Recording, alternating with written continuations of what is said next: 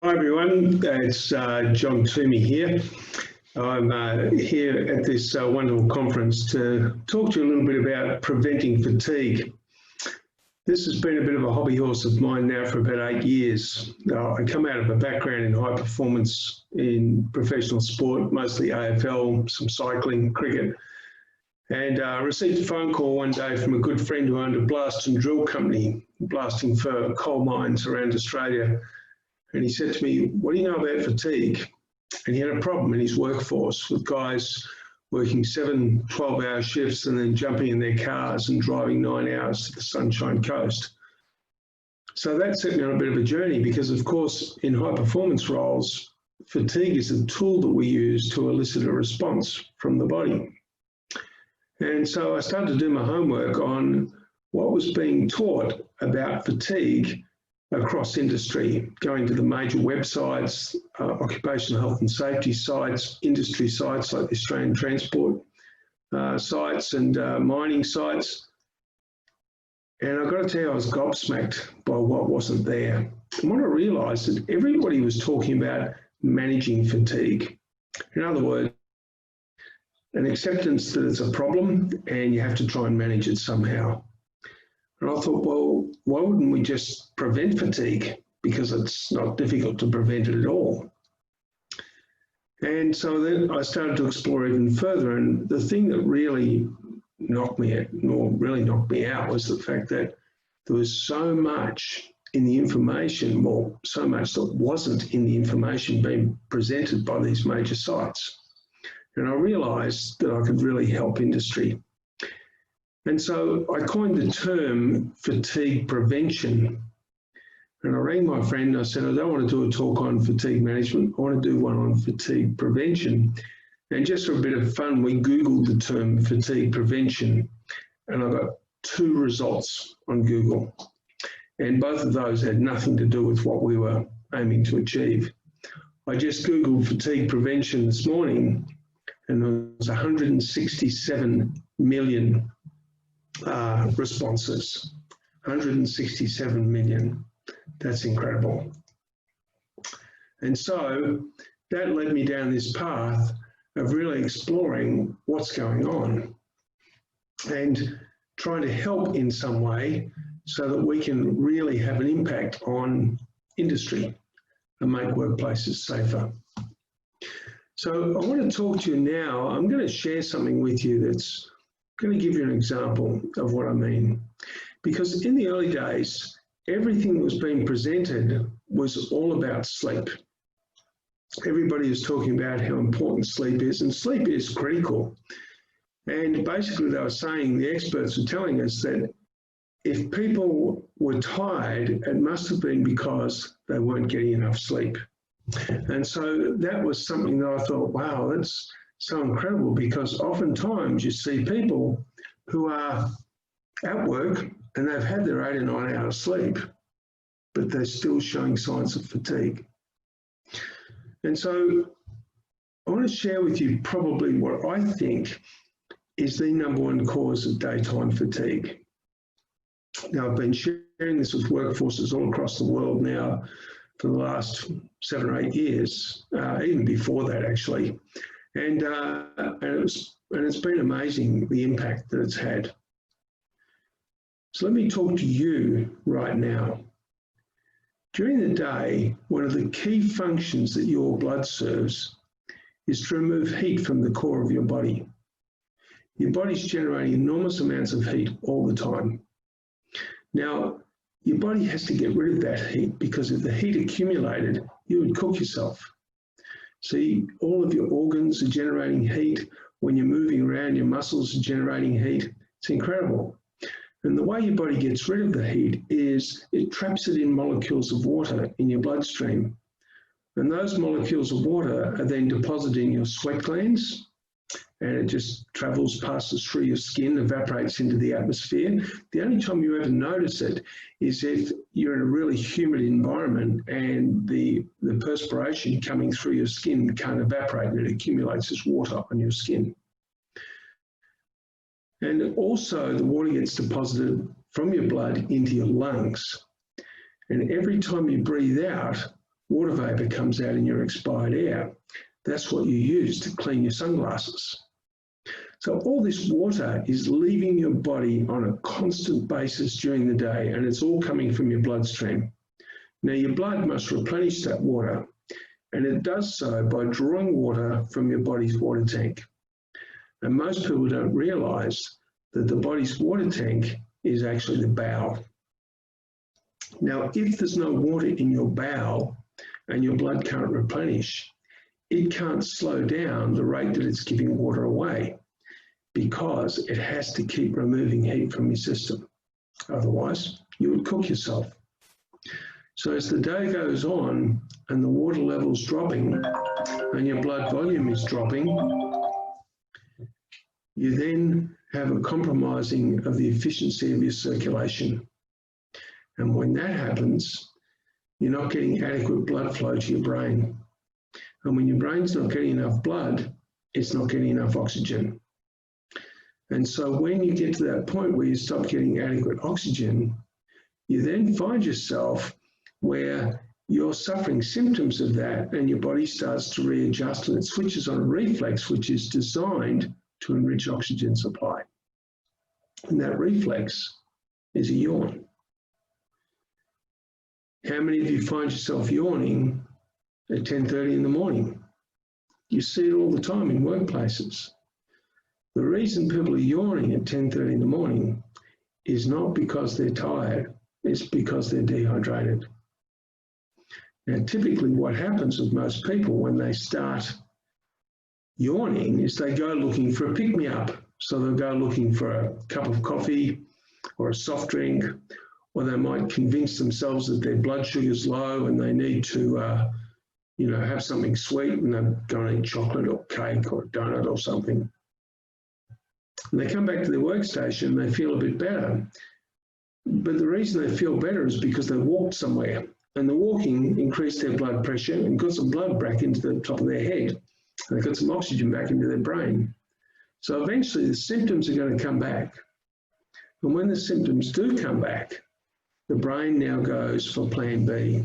And plan B is designed to do two things. One, to slow down your metabolic rate by reducing heat production, and to reduce heat production. And number two, to get your body horizontal so the blood can flow more easily to your brain. What's plan B? Sleepiness. People who fall asleep at the wheel of a motor vehicle, in most cases, are just chronically dehydrated. And you'll know yourself, if you're really dehydrated, then you eat lunch. Because your stomach needs extra water to digest carbohydrate, your stomach draws water out of your bloodstream, and because you're already compromised, you crash and you just want to go to sleep. That's what happens. So it's really crucial that we drink enough water every day, and we help our employees to understand to drink enough water. Now, a couple of things. What happens when you pour water into a bone-dry pot plant? Of course, the water goes straight through and out the bottom. Same thing with a bone-dry human. If you're not a water drinker and you start drinking a lot of water, you're going to find yourself running to the toilet and you're going to think I'm some sort of idiot, okay? It can take a little while for your body to properly rehydrate itself, sometimes up to about 6 weeks.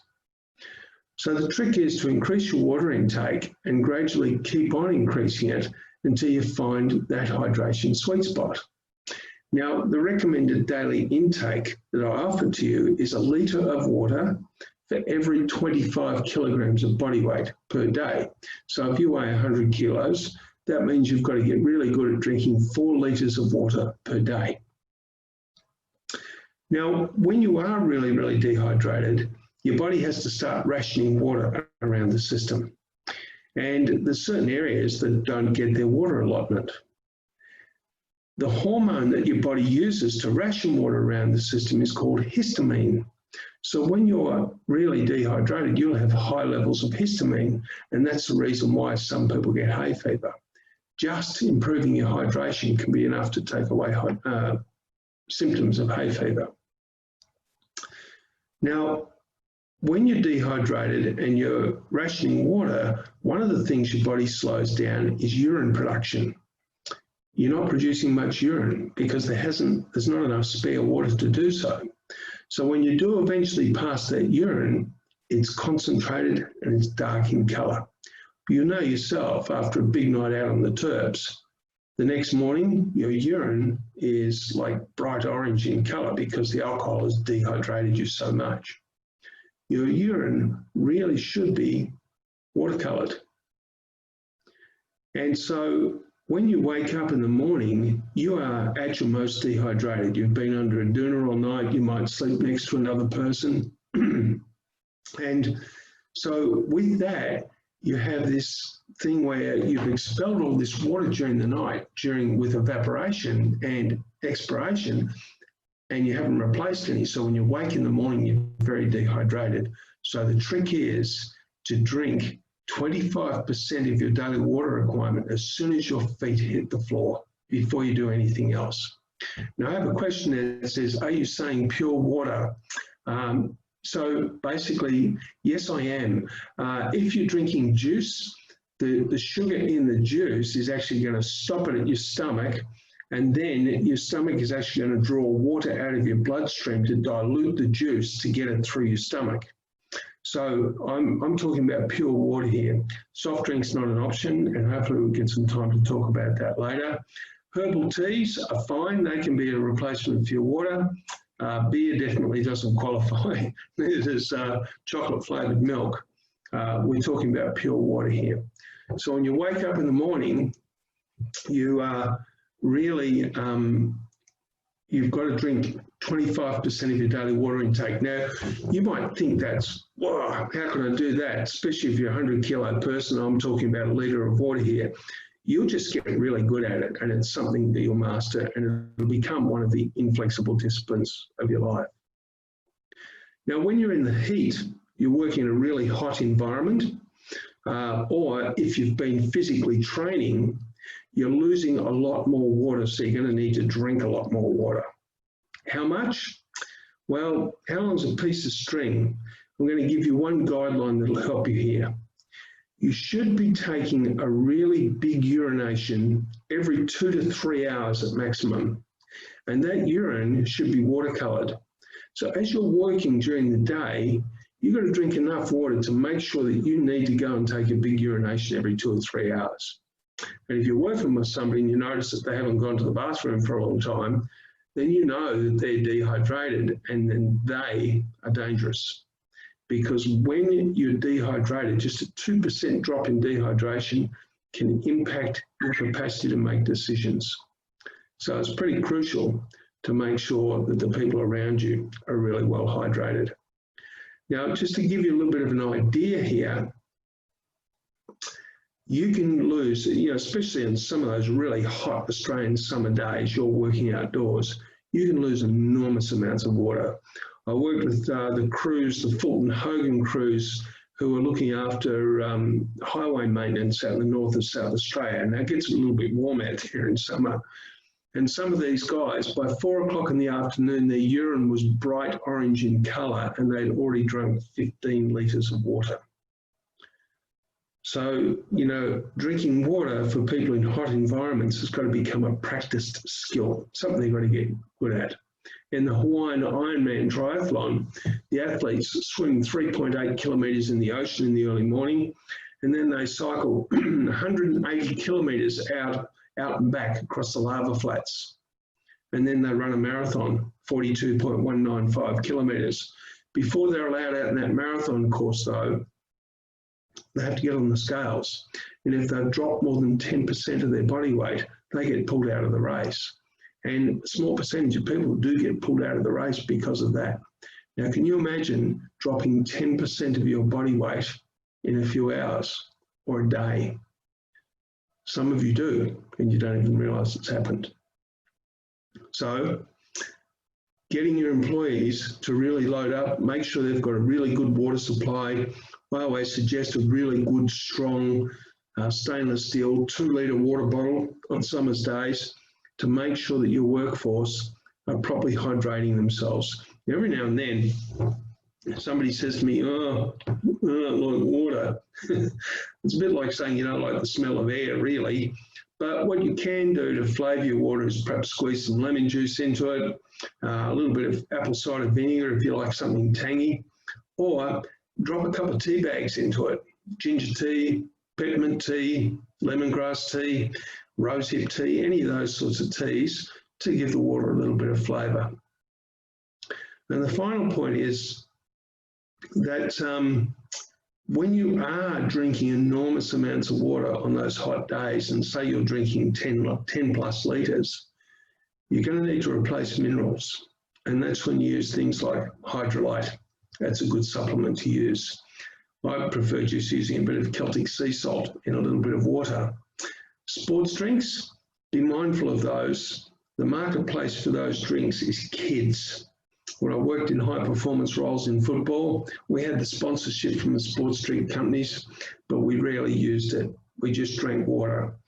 And when you watch the footy on TV and the cameras go down to the rooms after the game and you see the players walking around with their bottle of sports drink, oftentimes that's just for the sponsors. So if you are going to use that stuff for your mineral replacement, I ask you to dilute it right down. Say a third of that, 2/3 water, so that it doesn't sort of sit in your stomach for too long. It can have a deleterious effect. Okay, so that's hydration. Hopefully that's been helpful for you, and I will make some notes available at the end of this session if that would help you.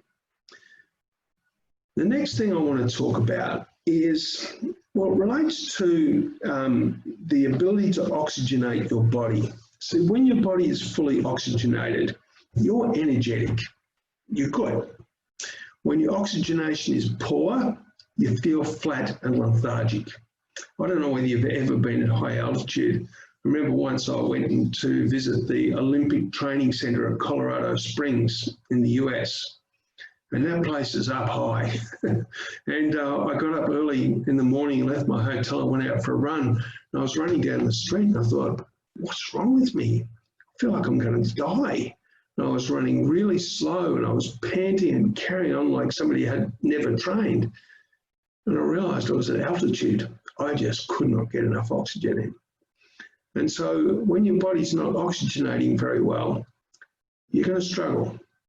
So I want to explain pH balance in your body to give you a bit of an idea.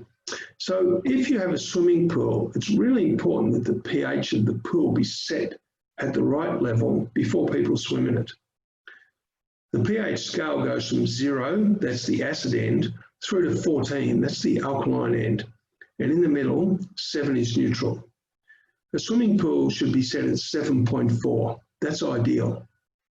Now, if I was to take 2 glasses of water from 2 different swimming pools, and this one here had a pH of 7.4, and this one here had a pH of 6.8, the difference between the two is that this one here can absorb and carry over 100 times more oxygen than this one can.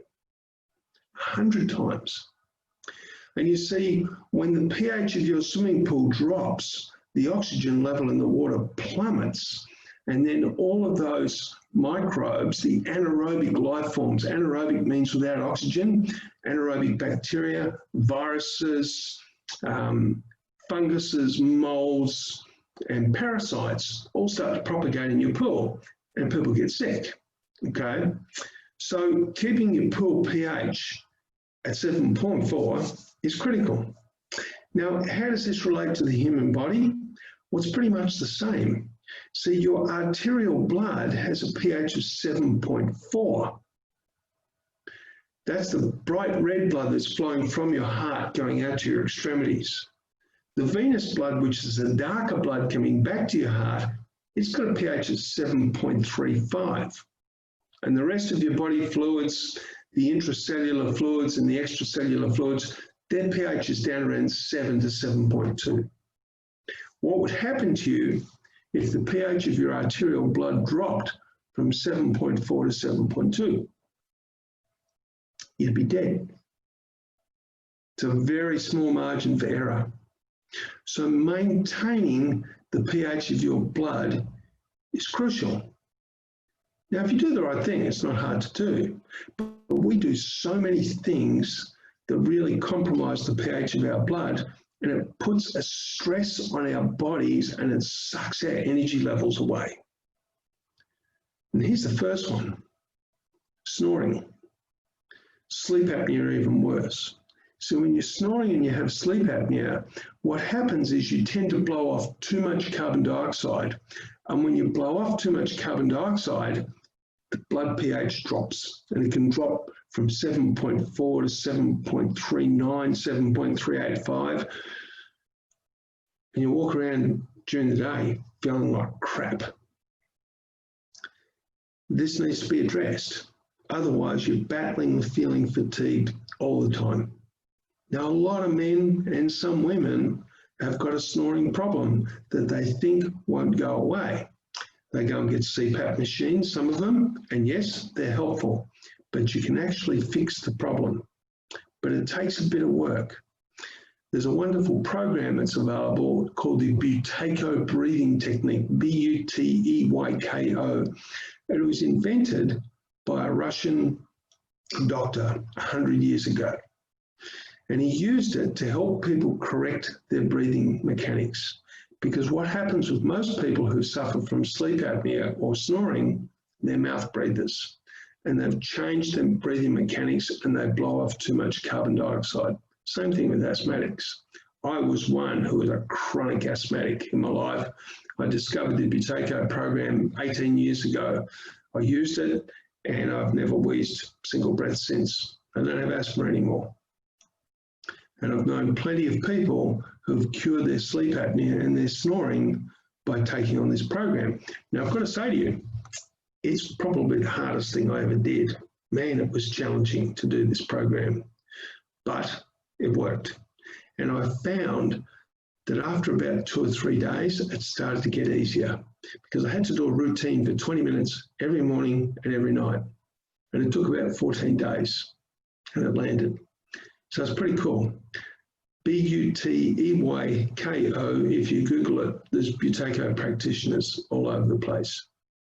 And you know, if you're not a snorer, but you've got people in your workforce who are snorers, let them know about it. And if you've got enough of them, you might even be able to get a Buteyko practitioner to come into your workplace and actually run a program after COVID, of course, and get everybody working together on it. And it's so much easier to get through the program when you're supported and you've got other people doing the program as well. Now, if we go a little further, you see, when we do things to make our bodies acidic, our body's got to respond and it's got to correct the pH really quickly.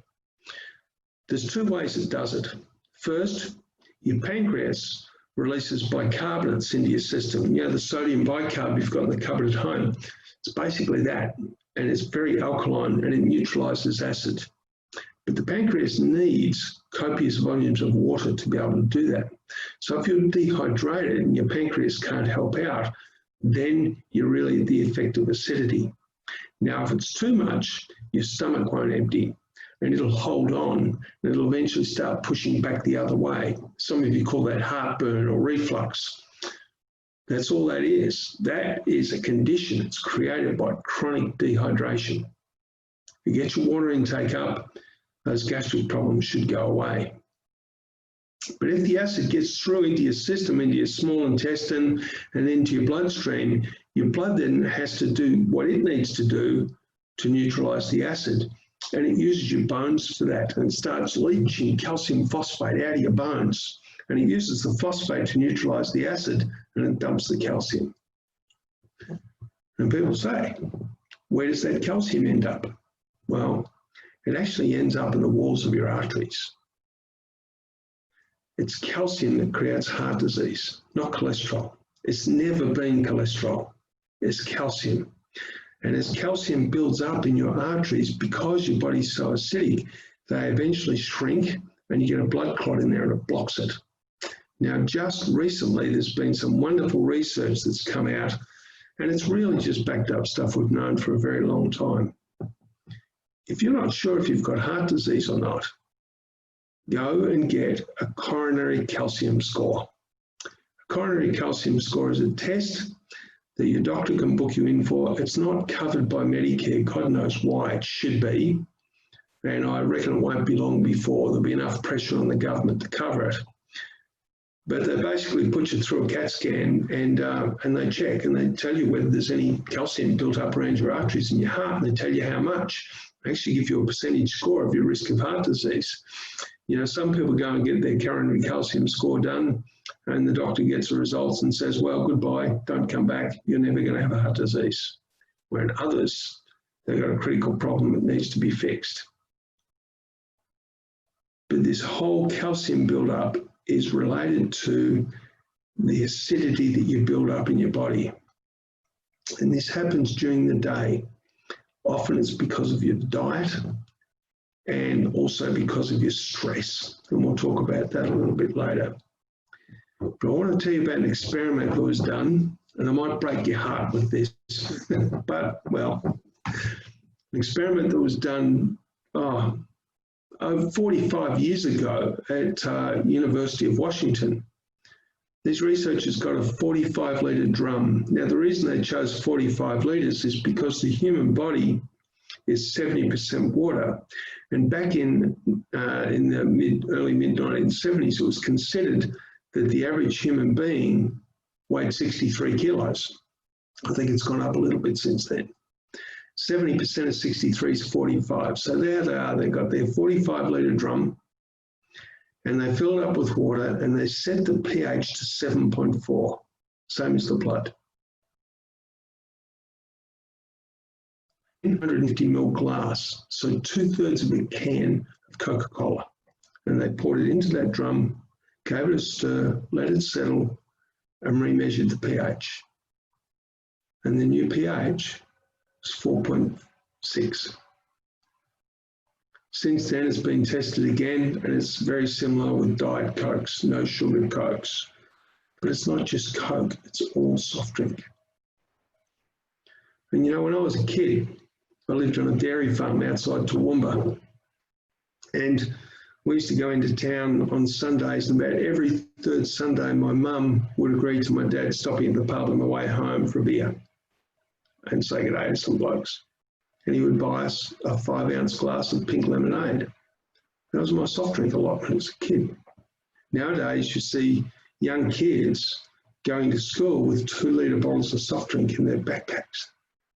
It's crazy. I'm not saying never, ever, ever drink soft drink, guys. I mean, you know, have a glass on your birthday. That should be enough.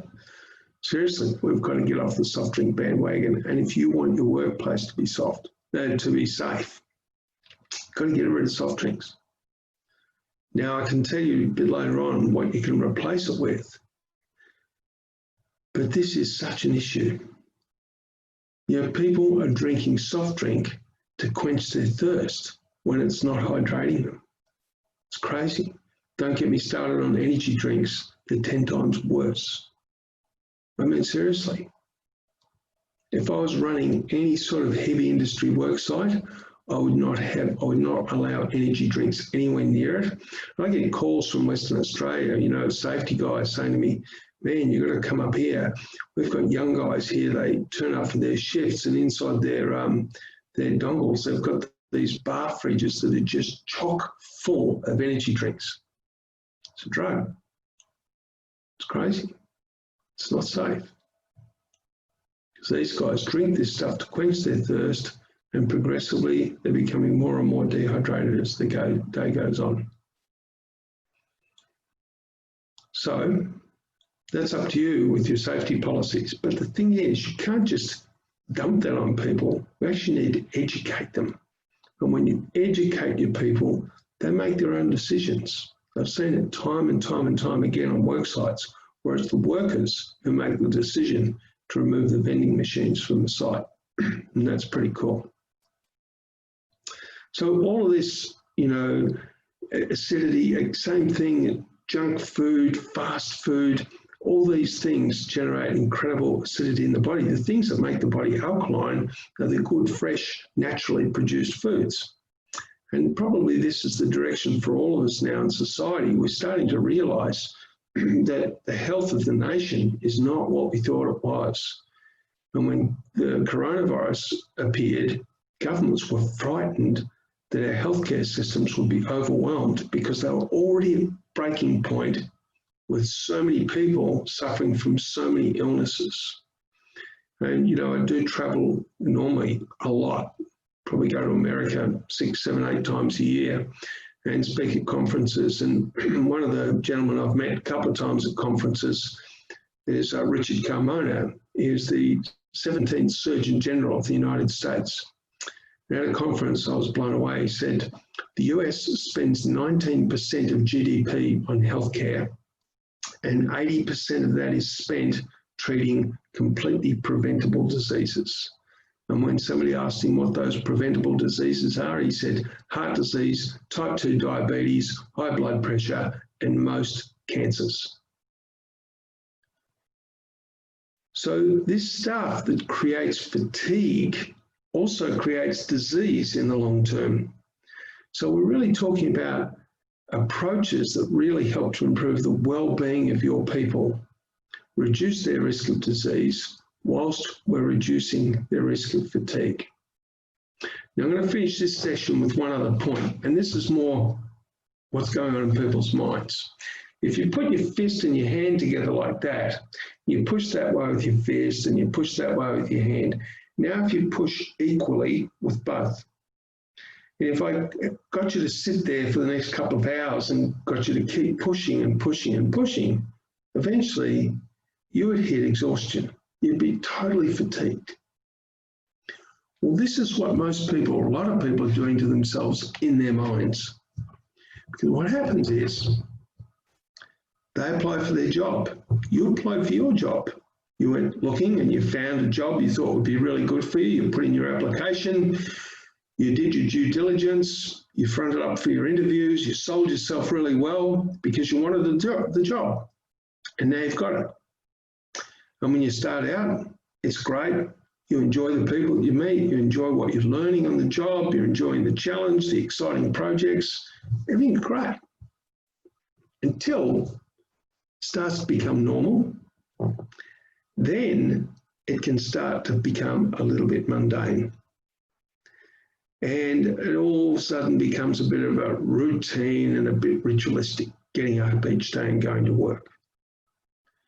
Then what can happen is you get to the point where you're on your way to work one day and it's a beautiful day and you're looking out and you're thinking, I wish I could go surfing today, or I wish I could just be playing golf, or I wish I could go to the races today. So now you turn up at work and in your mind you don't want to be there. You want to be somewhere else. So here you are. Here's your decision to do this job, and this is you wanting to be somewhere else. And in your mind, you're doing this to yourself all day long. And by mid-afternoon, you're exhausted. It's so crucial for all of us that we redecide on a daily basis. This is my job. I'm going to enjoy it today. And so what is it that you're going to go for today that's going to help you to really enjoy your job? Get back in touch with your goal. Reread the mission statement of the business or the project, and realign yourself with what you're actually there for and what you're doing.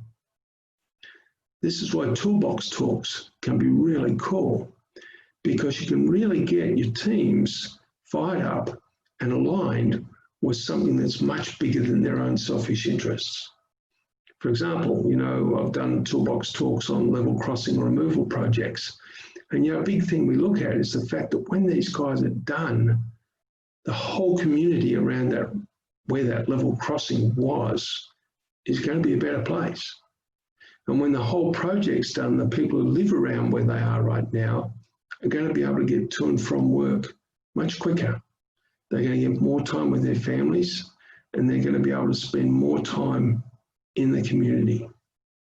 And that is going to lead to an improvement in the quality of life of a lot of people, which then opens up the possibilities for the quality of life of their children.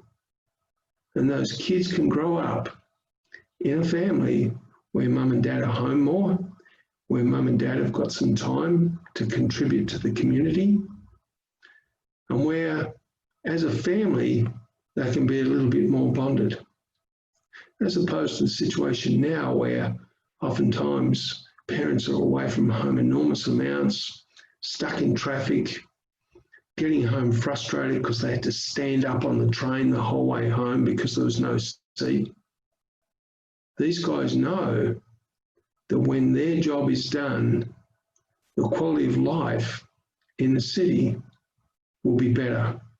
And it'll be better not just for the people who live there now, but for generations of people to come. And when you can inspire your people like that, they're going to love being at work.